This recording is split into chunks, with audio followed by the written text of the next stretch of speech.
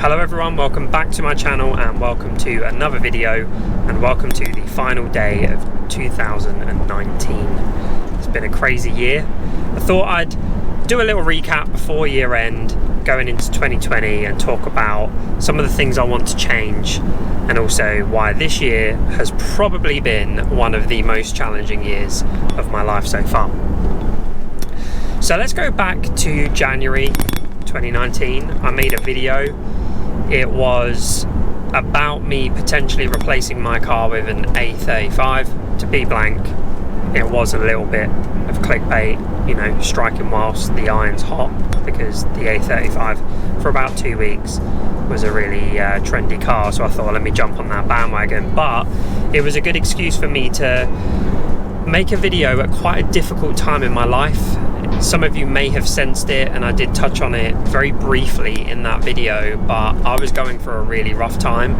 My anxiety was out of control, and it was just daily occurrences of anxiety attacks that were just so draining, and it was very demotivating. It was really difficult trying to get it under control, and it had kind of blended into some depression, and I was just having a tough time. And something happened to me in January that was a real shock to the system. It was a real kind of kick to the system. It really woke me up.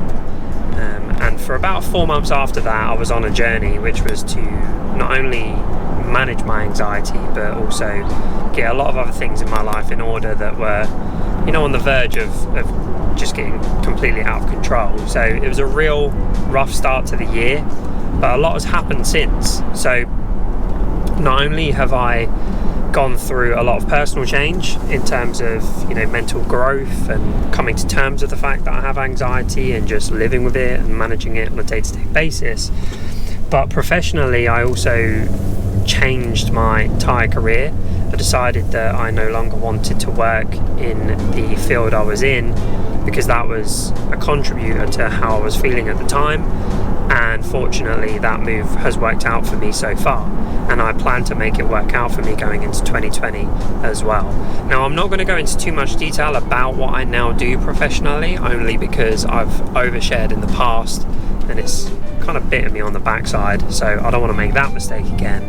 But what I can tell you from experience is that it's never too late to just change direction, and as long as you're willing to put the work in and lean into the vulnerability that comes with making a change like that and just own it, with time things will work out. And that's obviously very easy for me to say, and I am saying that with some hindsight, but I can tell you that the past 12 months have been very much a steep and sometimes harsh learning curve for me to figure out what it is that I actually wanted to do and what I wanted to offer the world. So don't want to get too deep too soon, but that's where I've been, or that's what kind of the two primary areas that I've been focusing on, is getting my personal life in order and then also my professional one too.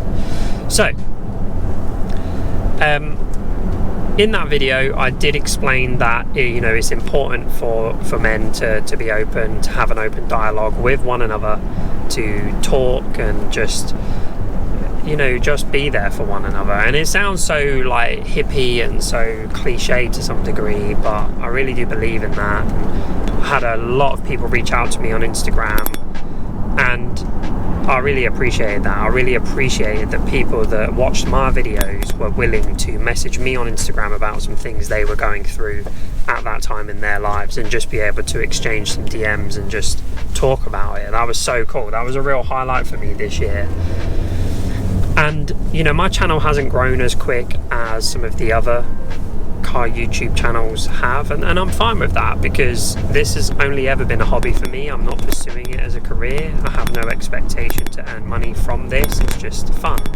But if I can grow an audience, whether that's 2,500 subscribers this year or 10,000 subscribers next year, for me, I never want to lose that audience element. You know, the people. I want it to be about the people. And I've made a whopping 12 videos this year.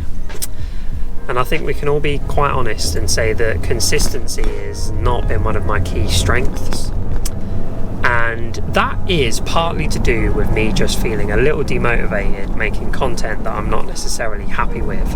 Now, because my car has been the predominant star of the show of all of my videos now for the past, going on 2 years, it does get to the point where you think, is this getting a little bit boring? And also that hesitancy to make videos about other people's cars, and do I want to go down that route? I'm not sure. And the umming and the ahhing and the questioning all the time and the back and forth, and then you just think, I just won't bother making a video instead. I will say I will, but I won't make one. And that's what I want to change next year. That is something that I'm going to be focusing a lot on changing, is being more consistent with my content. Now, in order to do that, my content is going to change slightly. So my car will still feature in all of my videos, but it's not going to be the star of the show. I'm going to kind of just go for a bit of a blended approach in terms of the content that I want to make. Some of you will know this. I am a very keen photographer, and a lot of the time when I'm driving, like I am now, to make these videos, I'm usually driving somewhere to take photos, and that's what I want to feature more in the content, is showing you what I'm taking photos of, showing you the outcome of photo shoots and how I edit my photos and so on and so forth. So I'm going to be doing that, and I also want to make more content in a similar format to mine and Mark's discussion about his McLaren. Now, funnily enough, that video is actually peaking up again because JM made a video, great video as well. I really enjoy JM on cars content, just FYI. But he made a video with a similar title, and I can only assume that our video is being suggested to the people who are watching his video. And we're getting more views, we're getting more comments.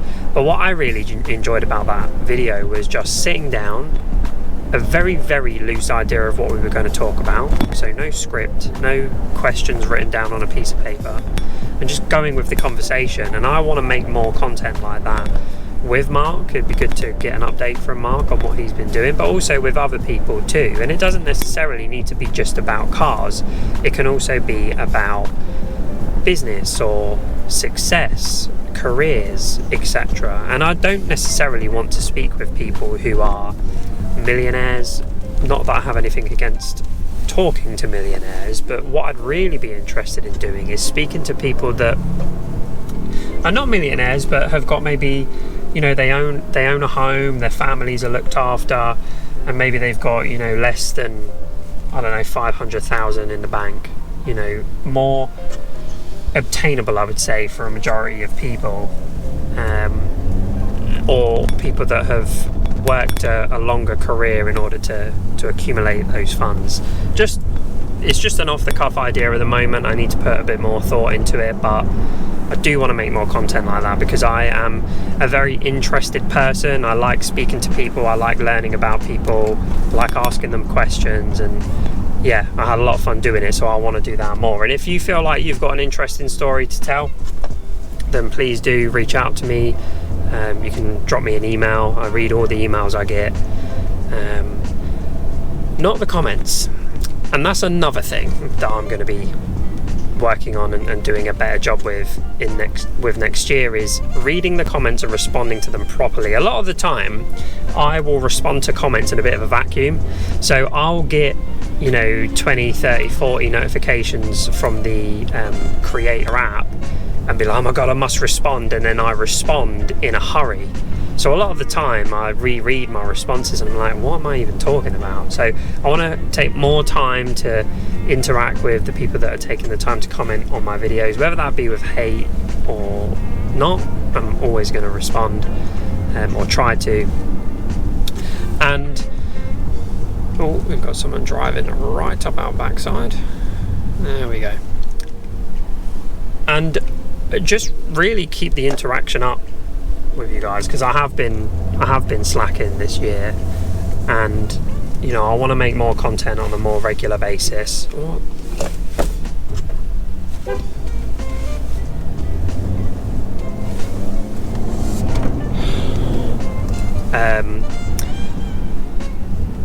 I want to make more content on a more regular basis, and I want to just see where we can take it.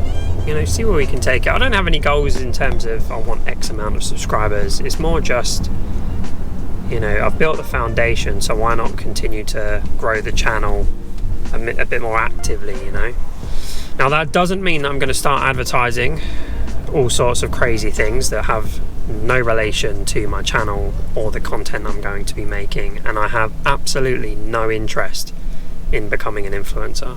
None at all.